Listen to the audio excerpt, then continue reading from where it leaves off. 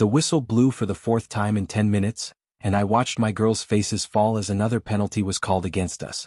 The referee's eyes met mine across the field, and in that moment, I knew this wasn't about soccer anymore. This was about something much deeper, something that had been haunting me my entire life. The feeling that no matter how hard I worked, no matter how much I deserved to be there, someone would always find a way to remind me that I didn't belong. Which country are you listening from? Tell us in the comments below. My name is Maya Johnson, and for the past 5 years, I've been coaching youth soccer in suburban Atlanta, Georgia. At 32, I thought I'd found my calling, watching young girls discover their strength, their voices, their power through sport. My team, the Atlanta Lightning, was made up of brilliant, determined girls aged 12 to 14, representing every corner of our diverse community.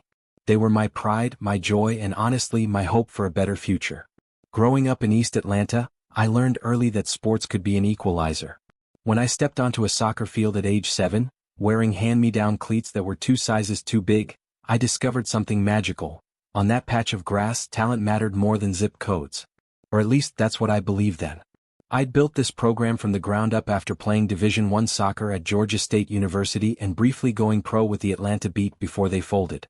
When a knee injury ended my playing career at 24, I channeled that same competitive fire into coaching. These weren't just my players, they were my daughters in every way that mattered, my legacy, my chance to give back to girls who reminded me so much of myself at their age. The Lightning practiced at Riverside Community Park, a modest facility in a working-class neighborhood where the grass was patchy and the goals needed repainting every season. But what we lacked in resources we made up for in heart. I used my own money for equipment when the league budget fell short. I drove players to practice when their parents couldn't leave work. I organized fundraisers at local churches and community centers, selling plates of my grandmother's famous mac and cheese to pay for tournament fees. The girls had worked tirelessly all season. We practiced 3 times a week, rain or shine, on that imperfect field that somehow felt more like home than any pristine facility we'd ever visited. I watched Destiny Williams, whose single mother worked 2 jobs just to keep them afloat, transforming from a shy kid who barely spoke above a whisper into a fierce midfielder who controlled the pace of every game. I saw Aaliyah Brooks, who struggled with anxiety so severe that she'd once hidden in the bathroom during a math test, become a defender who never backed down from any challenge. And there was Emma Rodriguez, whose parents had immigrated from Honduras when she was 5, scoring goals that made the whole team believe in magic. Our record was 12-1, and we'd beaten teams with twice our budget and resources. Teams from Buckhead with their professional trainers and custom gear. Teams from Johns Creek with their perfectly manicured fields and parents who treated youth soccer like a business investment. We'd earned our place in the Georgia Youth Soccer League Championship through pure grit and determination. But as we lined up for the biggest game of these girls' young lives, warming up on the pristine artificial turf of North Fulton Soccer Complex, I had no idea we'd be fighting more than just the opposing team. I had no idea that all my years of preparation, all my certifications and coaching clinics, all my efforts to be beyond reproach, wouldn't matter when it came down to the moment that would define our season. The morning of the championship game, I'd arrived at the complex 2 hours early. I wanted everything perfect for my girls. I arranged the coolers with ice and sports drinks, organized the first aid kit, and laid out the warm-up cones in precise patterns. I'd ironed each girl's jersey the night before, making sure every detail was flawless. This was our moment, and I was determined that nothing would go wrong. As the girls arrived with their families, I felt that familiar pre-game excitement mixed with nerves. Parents hugged their daughters, whispered words of encouragement, and took photos by the team banner we'd made together during a pizza party fundraiser. These families had become my extended family over the years. They'd supported me through my divorce, celebrated with me when I'd finally saved enough to buy my own house, and trusted me with their most precious gifts, their children. Coach Maya. Destiny called out, pointing to the stands as she bounced a ball on her knee. Look how many people came to watch us. I turned to see our small but mighty cheering section. Parents who'd taken time off work they couldn't afford to miss, grandparents with homemade signs written in glitter and colored markers, little siblings in Lightning jerseys that were hand-me-downs from older kids who'd aged out of the program. Mrs. Williams had brought her famous chocolate chip cookies. Mr. Brooks held a sign that read, "Defense wins championships," in support of his daughter.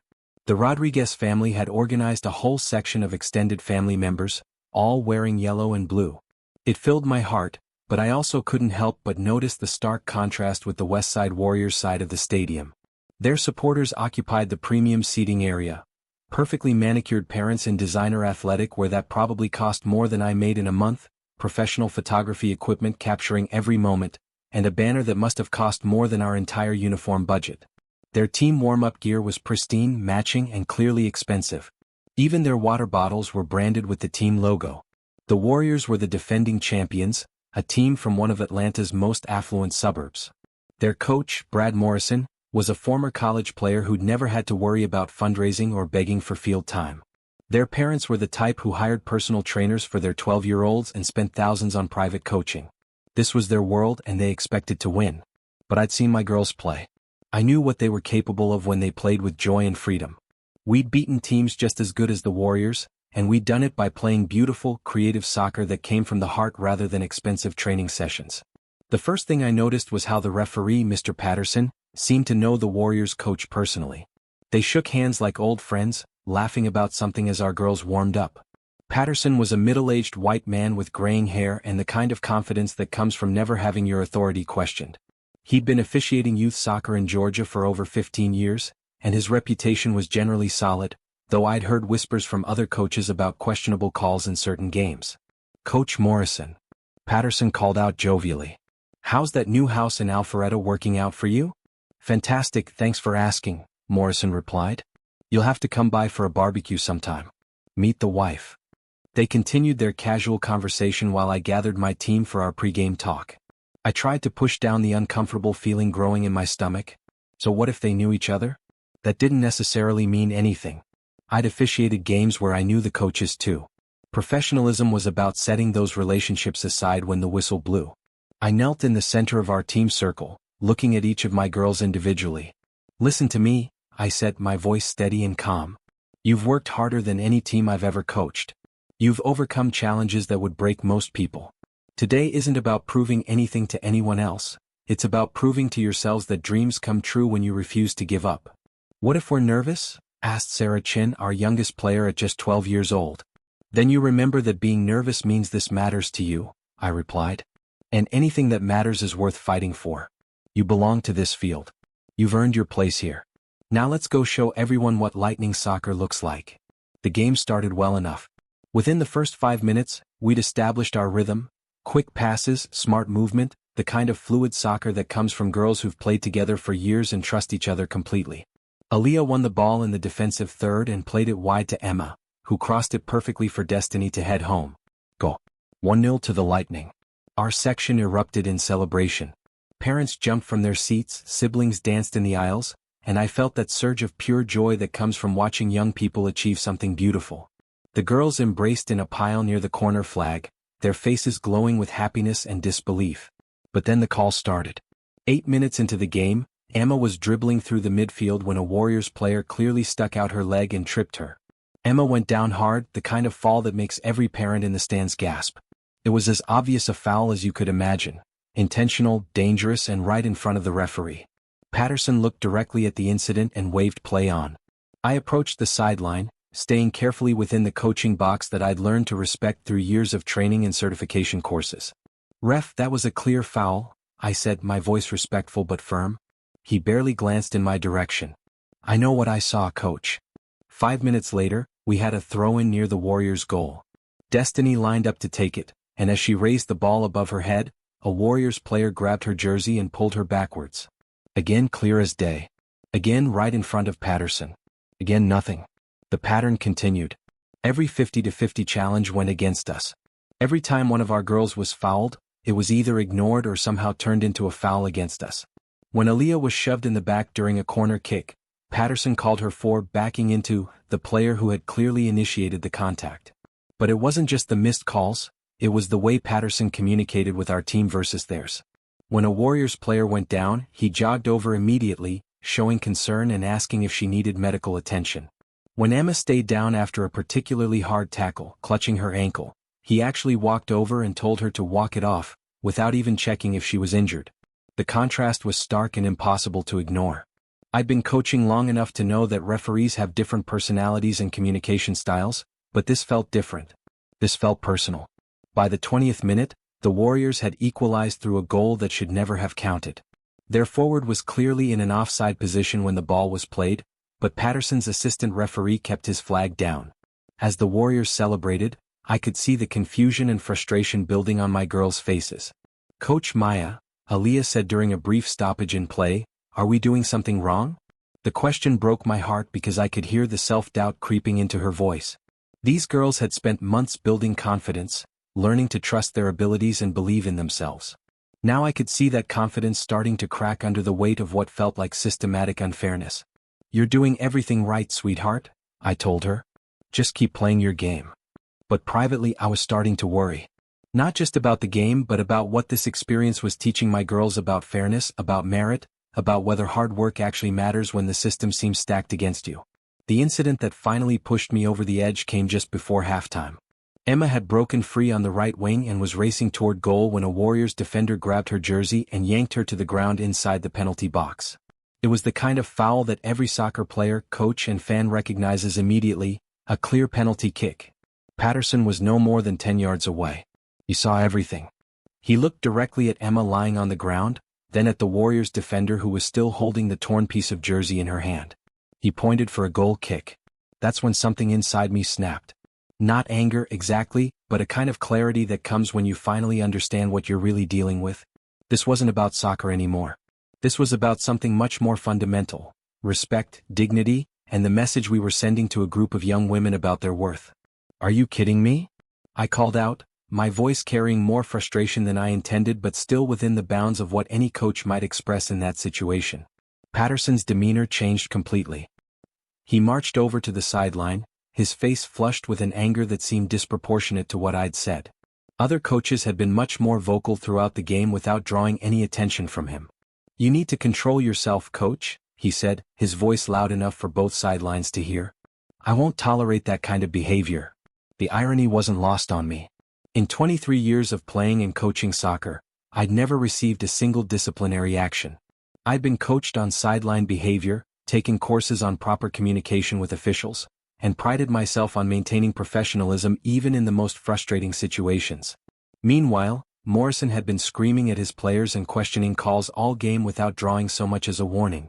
But it was more than just the double standard that bothered me. It was the way Patterson looked at me when he delivered his warning, like I was somehow inherently problematic, like my presence on the sideline was itself a threat to the natural order of things. I bit my tongue and nodded, walking back to my position while trying to process what had just happened. Around me I could hear murmurs from our parents in the stands. They'd seen it too. The disparity in treatment, the pattern of calls, the way their daughters were being treated differently than the other team. During halftime, I gathered my girls in our usual circle under the shade of a large oak tree behind the bleachers. Their faces showed a mixture of confusion, frustration, and something else that worried me more, a growing understanding that this was about more than soccer. "Coach Maya," Aaliyah said quietly, "why does it feel like the referee doesn't want us to win?" I looked at these beautiful, intelligent young women and felt my heart break a little. How do you explain to a 13-year-old that sometimes the game isn't fair? How do you tell her that sometimes people will judge her not by her character or her skill, but by assumptions they make before she even steps onto the field? Destiny, always perceptive beyond her years, spoke up next. "It's because we're different from them, isn't it?" The question hung in the air like a challenge. I could lie, try to protect them from a truth they were already beginning to understand. Or I could trust them with honesty, help them process what they were experiencing in a way that would make them stronger rather than bitter. "I don't know for certain what's in anyone's heart," I said carefully. "But I do know this: sometimes people make assumptions about us before they even get to know who we are. Sometimes they decide we don't belong or that we're not good enough before we even get a chance to show them what we're capable of." Emma's eyes filled with tears. "So it doesn't matter how hard we work?" "It matters more than anything," I said firmly. "Because when you work hard, when you play with integrity, when you treat others with respect even when they don't treat you the same way, that's when you discover who you really are. That's when you learn that your worth isn't determined by what other people think of you." I pulled them closer. "I need you to listen to me very carefully. What's happening out there says nothing about you and everything about fear. Some people are afraid of your talent, your joy, your refusal to accept limitations. They're afraid because you represent change, and change is scary to people who benefit from things staying the same." Sarah, our youngest, raised her hand like she was in school. "So what do?" "We keep playing," I said simply. "We keep showing them who we are, not with anger or bitterness, but with the beautiful soccer that got us here. We don't let them make us smaller. We don't let them steal our joy. And we definitely don't let them convince us that we don't deserve to be here. The second half began with a renewed energy from our team, but it also brought an escalation in the pattern of biased officiating. It was as if Patterson had decided that our first half performance was too strong, too threatening to the expected outcome. A clear goal from Destiny was called offside when replays later showed she was clearly level with the last defender. A Warriors player literally picked up the ball with her hands to stop a promising attack, and Patterson called it an inadvertent touch. When I asked for clarification on the rule, staying carefully within my coaching box and maintaining a respectful tone, he told me to sit down and be quiet. That phrase hit me like a physical blow.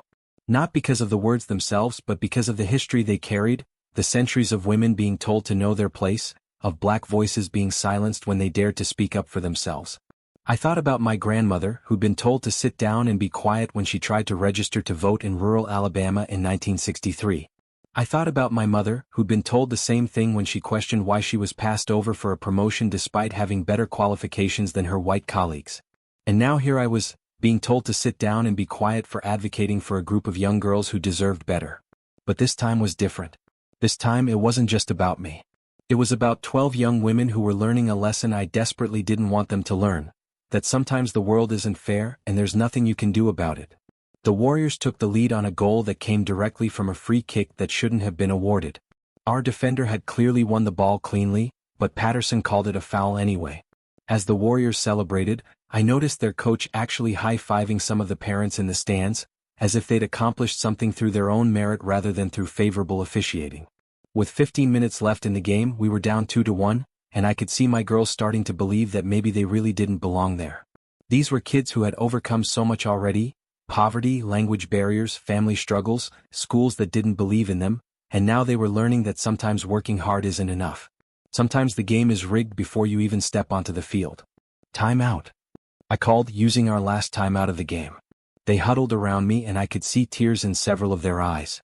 Not from physical pain but from the deeper hurt of injustice. The kind of pain that comes from realizing that the world might not be the fair and merit-based place you thought it was. "I'm sorry," Destiny whispered. "I'm trying so hard but nothing we do matters." "Don't you dare apologize," I said firmly, kneeling down to their level so I could look each of them in the eyes. "You have nothing to be sorry for. You've played with more heart, more skill and more sportsmanship than I've ever seen from any team at any level. What's happening out there has nothing to do with your talent or your worth as players or as people." "Then why is it happening?" Emma asked, her voice barely audible above the crowd noise. I looked at these girls, my girls, and made a decision that would change everything. I was done trying to protect them from the harsh realities of the world. They deserved the truth and they deserved to see their coach fight for them.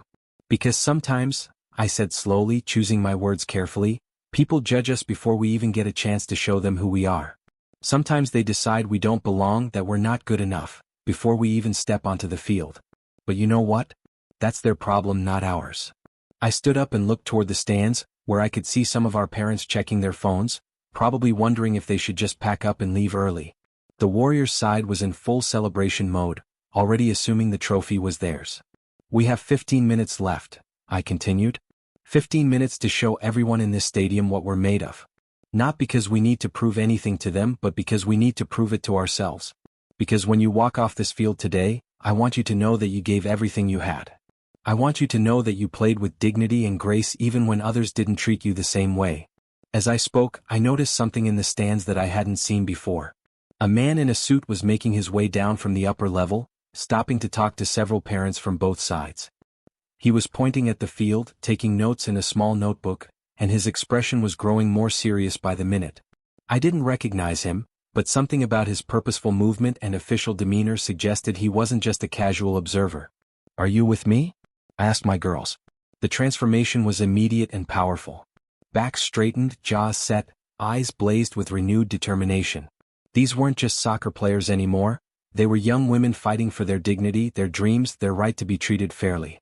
"Let's go show them what lightning looks like," Aaliyah said, and the other girls nodded in agreement, their hands coming together in the center of the circle. The final 15 minutes of that game will be etched in my memory forever. My girls played with a desperation and beauty that took my breath away. They moved the ball with precision and creativity, created chances through pure determination, and defended like their lives depended on it.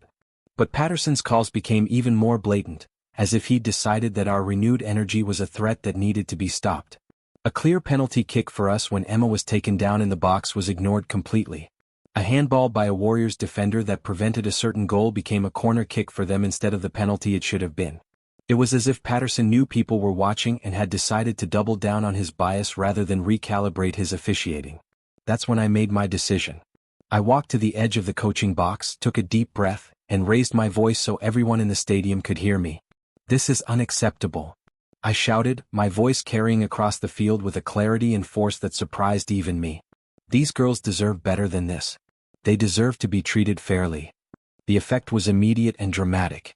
Patterson's whistle shrieked as he marched toward me, his face red with an anger that seemed to come from somewhere deeper than just my words. "That's it. You're ejected. Get off my field." As he pointed toward the parking lot, expecting me to leave in shame and silence like so many others probably had before me, something unexpected happened. The man in the suit that I'd noticed earlier walked purposefully onto the field, his credential badge clearly visible as he approached our confrontation. "Actually," he said in a calm but authoritative voice that carried the weight of absolute authority, "I think we need to have a conversation first." Patterson's expression changed from anger to confusion to something that looked unmistakably like fear. His pointing hand dropped to his side and he took a step backward. "I'm sorry, who are you?" "I'm David Chin, president of the Georgia Youth Soccer League," he said, pulling out his identification and holding it up for everyone to see. "And I've been watching this game from the stands for the past hour, documenting what I've witnessed." The entire stadium went silent. Even the Warriors' celebration stopped as parents and players alike turned to watch this unexpected development. You could literally hear the wind rustling through the trees behind the bleachers. "I received several calls from concerned parents about officiating in this game," Chin continued, his voice carrying across the field with the kind of authority that comes from years of leadership experience. "Parents from both teams, actually. I decided to come observe personally, and I have to say, I'm deeply disturbed by what I've witnessed here today." Patterson's face had gone pale, and I could see him struggling to find words. "Sir, I can explain." "No need for explanations right now," Chin interrupted firmly. "I've been recording the last 30 minutes of this game on my phone, and I've documented numerous missed calls, biased officiating patterns and unprofessional conduct toward Coach Johnson that frankly has no place in youth sports at any level." He turned to address both teams and the entire crowd, his voice carrying the gravity of the moment. "This game will be suspended immediately pending a full investigation by the league's officiating committee. Based on what I've witnessed personally, it will likely be replayed in its entirety with neutral officials from outside this region." The Warriors coach, Morrison, approached with the kind of aggressive confidence that suggested he was used to getting his way in situations like this. "Now wait just a minute, we've got a lead here and we've played a clean game. You can't just..." "Mr. Patterson," Chin said, completely ignoring Morrison's protestations, "you're suspended from officiating all league games pending a full review of your conduct today and an investigation into your officiating history. Please leave the field immediately and report to the league office Monday morning at 9 a.m. As Patterson gathered his equipment with shaking hands and walked off the field in complete silence, our section of the stadium erupted in cheers. But these weren't just cheers for a soccer game, they were cheers for justice, for validation, for the acknowledgement that what we'd experienced was real and wrong and would not be tolerated. But Chin wasn't finished. He walked over to where my girls were standing, still in their game formation, looking confused but hopeful, and addressed them directly with a warmth and respect that was the complete opposite of how they'd been treated all day. "Young ladies," he said, his voice gentle but strong, "I want you to know that what happened here today is absolutely not representative of the values of youth soccer or the Georgia Youth Soccer League. You played with grace, skill, intelligence, and sportsmanship in the face of treatment that no young athlete should ever have to endure. That shows more character and class than any trophy or championship ever could." He paused, looking at each of them individually. "You should be proud of yourselves not just for how you played but for how you conducted yourselves when things weren't fair. That's the mark of true champions." Then he turned to me and I saw something in his eyes that I hadn't seen from an official in a long time: genuine respect and recognition. "Coach Johnson, I've heard nothing but excellent things about your program from other coaches and league officials. Your team's reputation for sportsmanship and community involvement is outstanding. The league would be honored to have you serve on our coaching development committee, if you're interested. We need more coaches like you involved in shaping the future of youth soccer in Georgia." The offer caught me completely off guard. After years of feeling like an outsider in youth soccer circles, like someone who had to work twice as hard to get half the recognition, here was the league president publicly acknowledging not just what had happened today, but the work I'd been doing with these girls for years.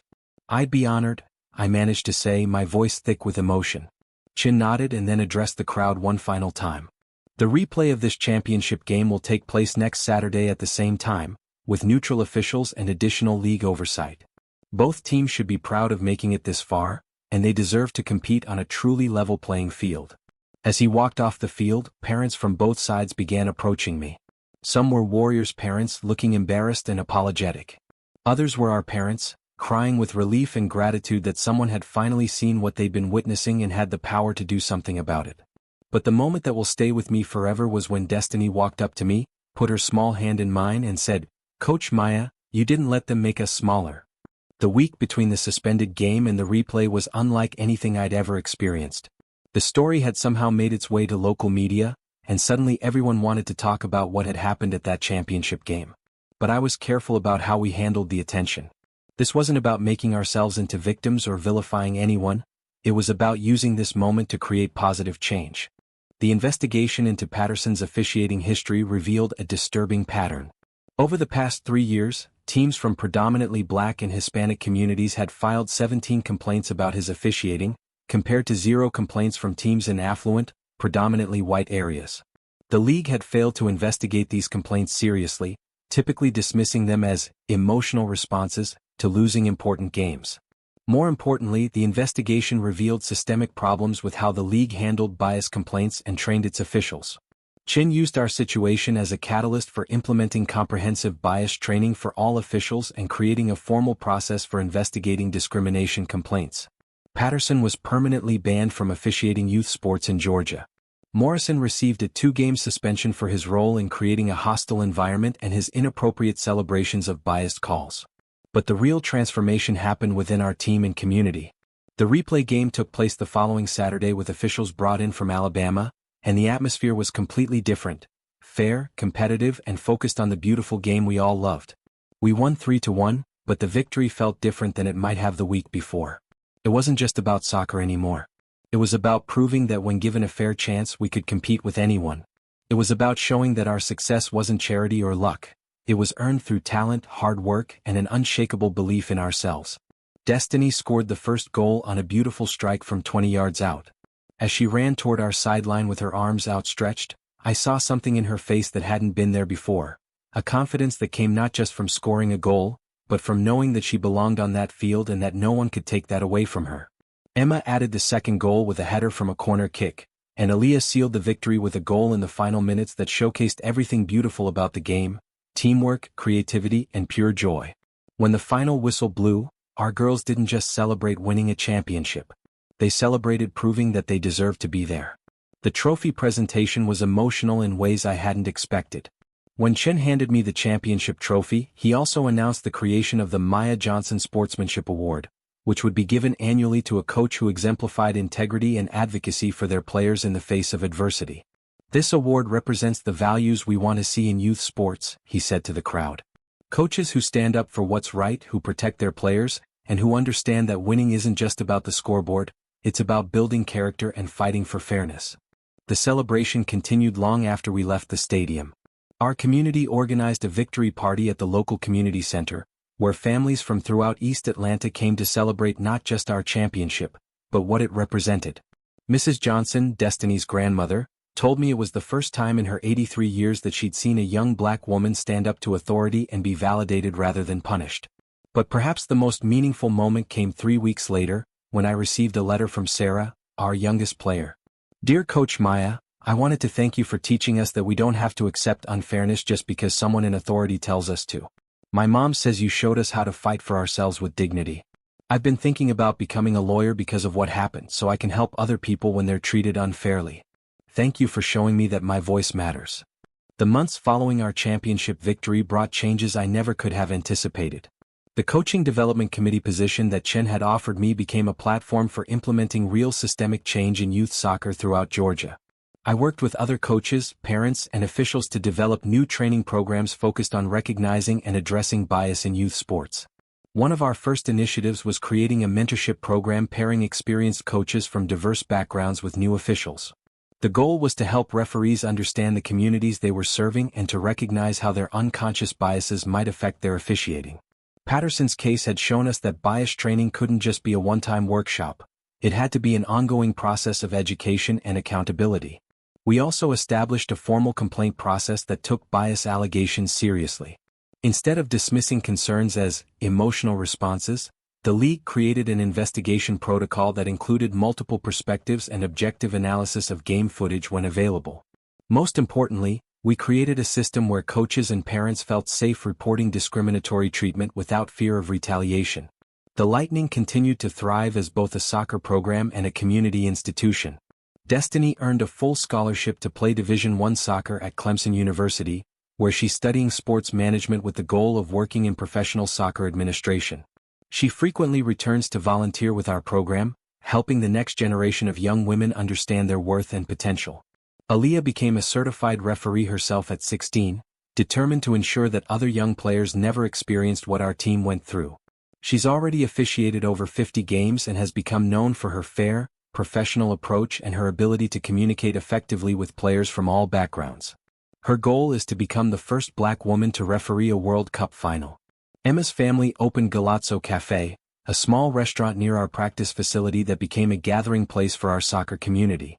Families of all backgrounds share meals and stories there, and the walls are covered with photos from our championship season and the teams that followed. Emma earned a scholarship to Georgia Tech, where she's studying engineering while continuing to play soccer. Sarah, true to her word in that letter, is already taking advanced courses in government and law at just 16. She plans to attend law school and specialize in civil rights law, inspired by watching how legal and institutional changes could address systemic unfairness. The ripple effects extended far beyond our immediate community. Other youth sports leagues across Georgia adopted similar bias training and complaint procedures after hearing about our experience. I began speaking at coaching clinics and youth sports conferences throughout the Southeast, sharing our story and helping other communities recognize and address discrimination in their own programs. 3 years after that championship game, I was invited to speak at the National Youth Soccer Convention in Chicago. Standing at the podium, looking out at hundreds of coaches, officials, and administrators from across the country, I thought about that day when Patterson tried to silence me, when he told me to sit down and be quiet. The most important lesson from our experience, I told the audience, isn't that discrimination exists in youth sports. Unfortunately, many of us already knew that. The most important lesson is that change is possible when we refuse to accept injustice as normal, when we stand up for our athletes, and when institutions are willing to examine themselves honestly and make necessary changes. I talked about the dozens of young women who had come through our program since that championship season, and how the culture of advocacy and self-worth we'd built continued to empower new generations of athletes. I talked about the other coaches who had contacted me from around the country, sharing their own stories of discrimination and asking for advice on how to address it effectively.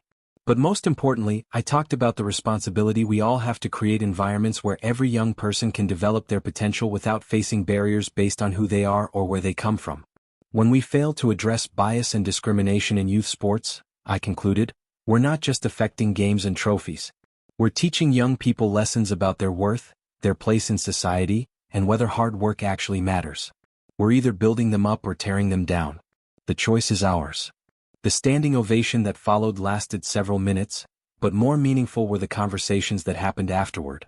Coaches from rural communities, urban programs, and suburban leagues shared their own experiences and committed to implementing change in their own contexts.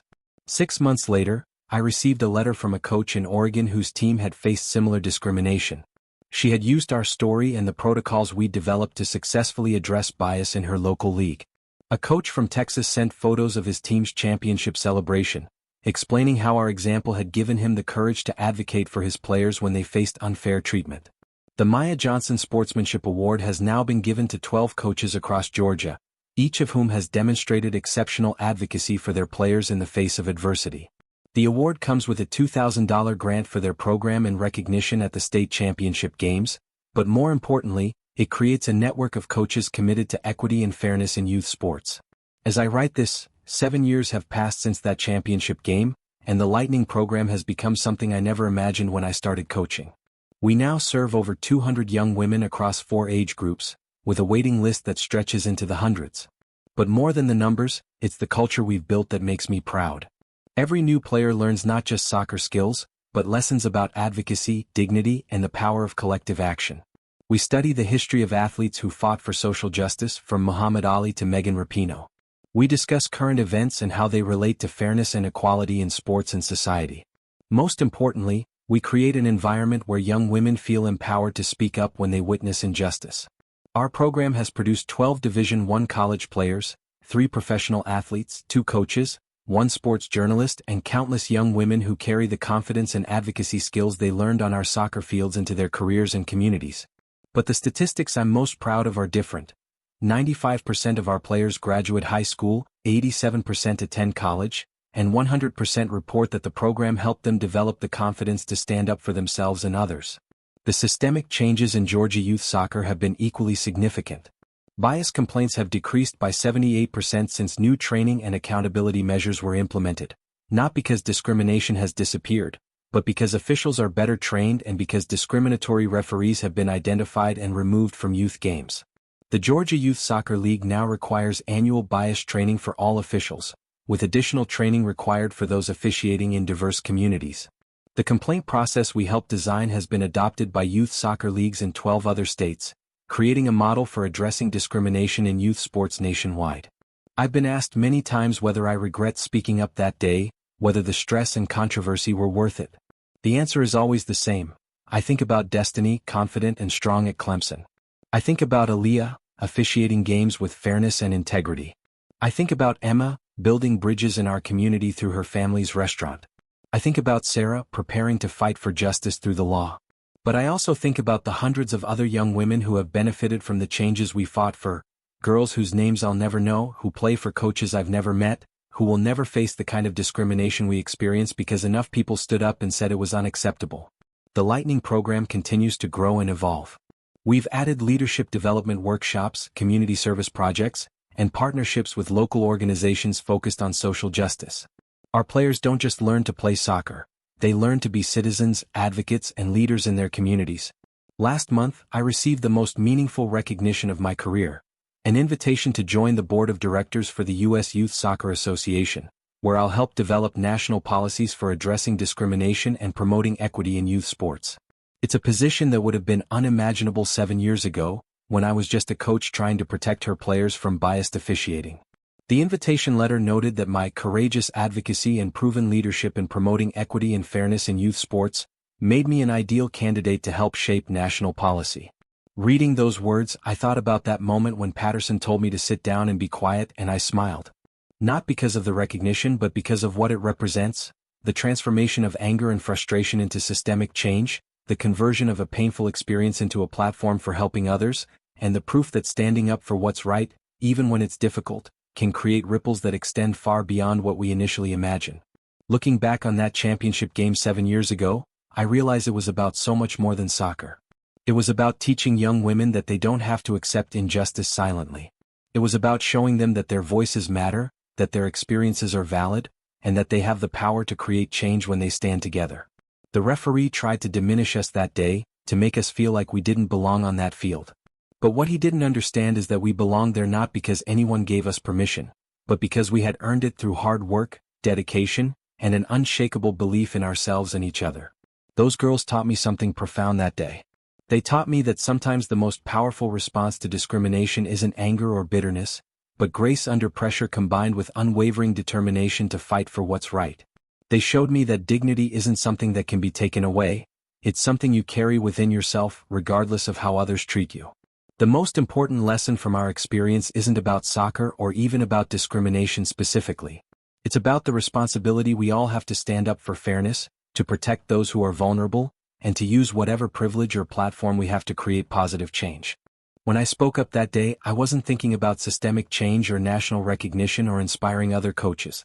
I was thinking about 12 young women who deserved to be treated fairly, who had worked too hard to have their dreams crushed by someone else's bias.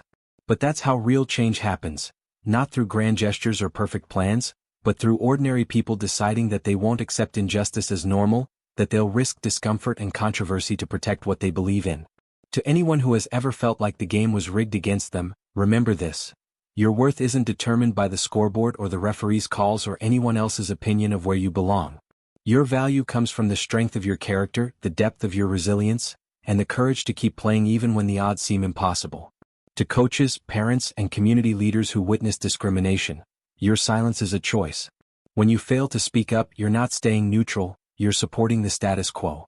You're telling young people that their dignity is less important than your comfort, that their dreams matter less than avoiding conflict. To young athletes who face unfair treatment, you are not powerless. Your voice matters. Your experiences are valid. You deserve to compete on a level playing field, to be treated with respect, and to have advocates who will fight for you when you can't fight for yourself. The referee tried to silence us that day, but instead he helped us find our voices. He thought he was teaching us our place, but instead he taught us to claim our space.